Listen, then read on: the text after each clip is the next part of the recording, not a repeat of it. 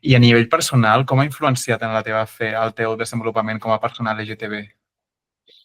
Doncs crec que m'ha ajudat moltíssim. Jo penso que les persones LGTB, pel fet d'haver de replantejar la fe, replantejar-nos la fe i repreguntar-nos i reinterpretar i llegir i buscar, etc., ens fa, amb tota la humilitat, persones molt més madures espiritualment. En el nostre cas, els que som LGTB i cristians, hem hagut de fer tot un treball de reelaboració, de relectura dels textos, de relectura de la doctrina, d'argumentació contra les condemnes, de plorar. O sigui, hem plorat moltíssim, no perquè ens sentim culpables, sinó per les barbaritats que arriben a dir de nosaltres alguns bisbes i alguns papes, no? I, per tant, el fet de plorar jo penso que ens ha fet madurar i ens ha fet...